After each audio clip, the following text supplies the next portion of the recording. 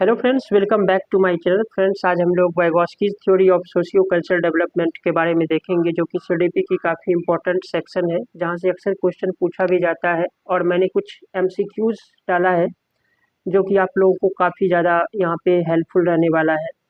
तो यहाँ पे शुरू करते हैं वाइगोस्कीज थ्योरी। तो यहाँ पे जो लिखा गया है, तो Vygotsky's socio cultural theory of cognitive development is a theory that emphasize the importance of social interaction और कल्चरल कॉन्टेक्स्ट। इस चीज़ को हमें समझना पड़ेगा, यहाँ पे क्या कहा गया है। Social interaction and cultural context, यानी कि वाइगोस्की के अनुसार बच्चे के विकास में समाज, संस्कृति एवं भाषा महत्वपूर्ण भूमिका निभाते हैं। जिस समाज और संस्कृति में बच्चा रहता है, उसका जो कॉग्निटिव डेवलपमेंट होता है, यानी कि संज्ञानात्मक विकास वैसे ही होता है। यानी कि भाषा के बिना बच्चा चिंतन नहीं कर सकता है। दूसरा चीज यहाँ पे हमें समझना पड़ेगा कि द मोर नॉलेजेबल अदर, यानी कि MKO is someone who has a higher level of ability, यानी कि बच्चा के तुलना में कोई और व्यक्ति जो उसके तुलना में जो है हायर लेवल ऑफ एबिलिटी, उससे ज़्यादा योग्यशील, जो कि उस बच्चे को कोई पार्टिकुलर टास्क करने में, कोई पार्टिकुलर कोई चीज़ अचीव करने में जो मदद कर सकता है। तो यहाँ पर उस चीज़ के बारे में यहाँ पे बताया गया है। तो वाइगोस्की का जो सामाजिक यहाँ पे सांस्कृतिक सिद्धांत है, यानी कि उसके जो संज्ञानात्मक विकास पे वो आधारित है, और समाज में उसके लिए जैसी सुविधाएं उपलब्ध होगी, उसका विकास भी वैसे ही होगा। तो यहाँ पे हम लोग जोन ऑफ प्रॉक्सिमल डेवलपमेंट के बारे में हम लोग देखेंगे सबसे पहले। चलिए देखते हैं।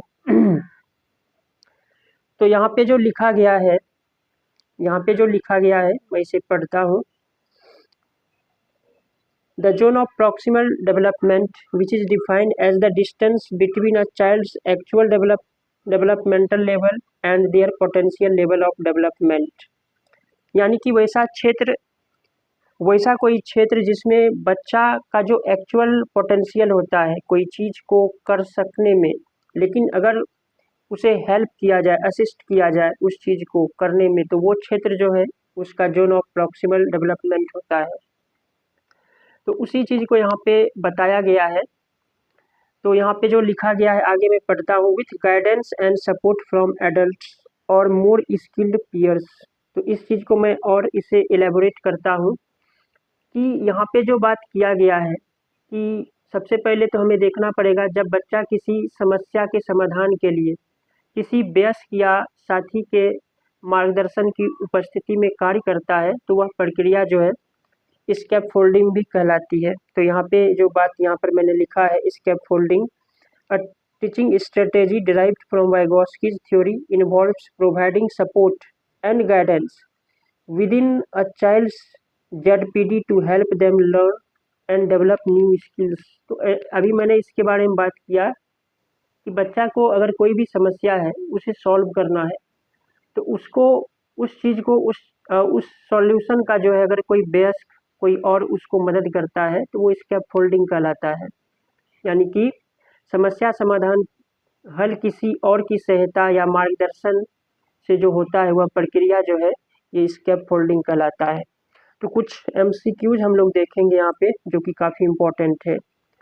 यहाँ पे सबसे पहले तो सोशल कल्चरल थ्योरी जो है, जो दिया गया है, तो वी ऑल नो कि यहाँ पे क्या होगा। यहाँ पे लेव वाइगोस्की। ओके, बढ़ते हैं नेक्स्ट क्वेश्चन। यहाँ पे the term scaffolding in Vygotsky's theory refers to, कि जो इस टर्म का जो इस्तेमाल किया गया है scaffolding in Vygotsky's theory, वो किस चीज़ को रेफर करता है।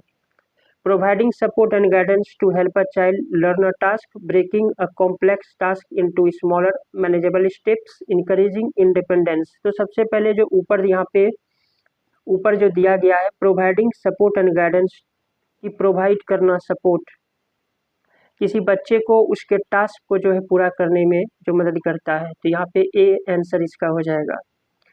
Next, according to Lev Vygotsky children learn, कि वाइगोस्की के अनुसार बच्चे कैसे सीखते हैं।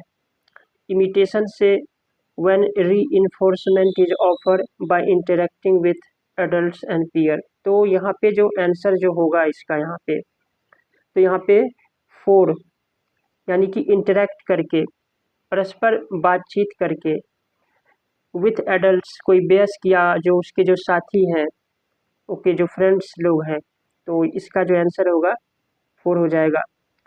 नेक्स्ट है यहाँ पे जो क्वेश्चन यहाँ पे जो लिखा गया है, according to Vygotsky the process of learning from more skilled and individual is called. ये काफ़ी इंपॉर्टेंट क्वेश्चन है कि वाइगॉस्की के अनुसार जो प्रोसेस है, जो प्रक्रिया है सीखने का किसी स्किल्ड इंडिविजुअल से, किसी योग्य व्यक्ति से, तो वो कौन सा प्रक्रिया कहलाता है, इमिटेशन, रीइंफोर्समेंट या स्कैफोल्डिंग। तो स्कैफोल्डिंग हो जाएगा इसका आंसर।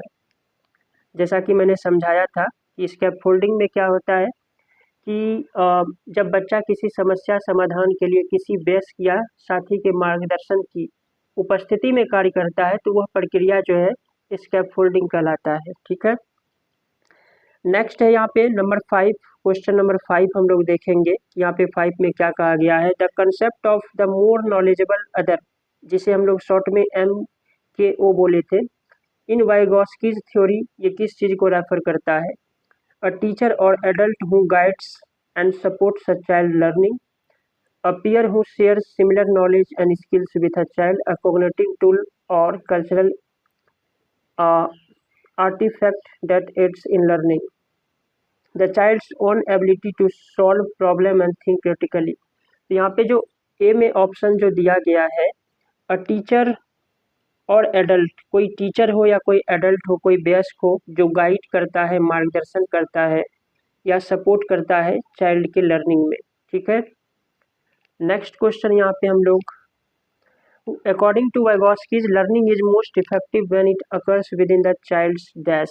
तो हम लोग इस चीज़ को देखेंगे कि वाइगॉस्की के अनुसार जो लर्निंग का जो प्रोसेस है वो काफ़ी इफेक्टिव, प्रभावकारी तब होता है जब वह, यहाँ पे कुछ ऑप्शन दिया गया है, हम लोग सबसे पहले ऑप्शन देखते हैं, comfort zone, proximal zone of development, independent level of functioning. तो यहाँ पे जो आंसर होगा वो हो जाएगा proximal zone of development. Okay, Vygotsky's theory emphasize the importance of dash. इस चीज़ को हम लोग देखेंगे, वाइगॉस्की का जो थ्योरी है, जो सिद्धांत है, वो किस चीज़ के इम्पोर्टेंस पर बल देता है, in social and cognitive development, emotional intelligence, moral reasoning, self regulation, और आखिरी का जो यहाँ पे जो है कल्चरल वैल्यूज एंड नॉर्म्स। यहाँ पे जो आंसर होने वाला है वो यही होगा। आगे यहाँ पे जो लिखा गया है क्वेश्चन, हम लोग यहाँ पे आप देख सकते हैं, Vygotsky's theory emphasize the role of dash in the development of higher order thinking skills. तो abstract reasoning, concrete operations, language and social interaction. So यहाँ पे जो आंसर होने वाला है language and social interaction. Vygotsky का थ्योरी इस चीज़ पर बल देता है कि जो बच्चे हैं, जो सहकर्मी के मतलब जो उसके जो पीयर्स ग्रुप हैं, सहयोग से बच्चे आपस में संवाद करते हैं, डिस्कशन करते हैं, और अंतः क्रिया द्वारा बच्चों में एक एक योग्यताओं का विकास होता है, जो बच्चा अपने समाज और संस्कृति से सीख पाता है। तो वहीं यहाँ पे जो बात किया गया है language and social interaction. Next है क्वेश्चन यहाँ पे, according to Vygotsky the role of teacher is to dash. कि वाइगॉस्की के अनुसार शिक्षक का जो भूमिका होता है वो क्या करना, provide direct instruction and lecture to students, assess students performance through standardised testing. तो यहाँ पे जो आंसर होगा वो सी हो जाएगा। यहाँ पे जो लिखा गया है कि फैसिलिटेट लर्निंग, उसके लर्निंग को जो है और बहुमुखी बनाया जाए बाय गाइडिंग, उसको गाइड करके, उसको सपोर्ट करके स्टूडेंट के थिंकिंग को, स्टूडेंट को जो है एक तरह से यहाँ पे एक क्रिटिकली जो है उसके सोच को निखार सके, इस सेंस में यहाँ पे जो बताया गया है। In Vygotsky's theory dash is up the process by which children gradually internalize social rules and norms.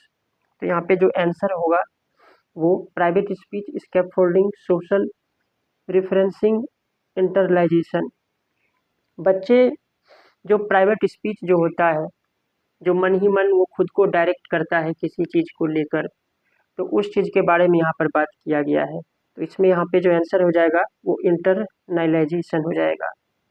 तो सबसे पहले मैंने बता दिया कि जो यहाँ पे जो मैंने बात किया स्कैफोल्डिंग क्या होता है, तो वो सीखने के दौरान जो है बच्चे को दिया गया एक तरह से अस्थाई कोई सहयोग, कोई टेम्पररी सपोर्ट, जिसे स्कैप फोल्डिंग कहा गया है।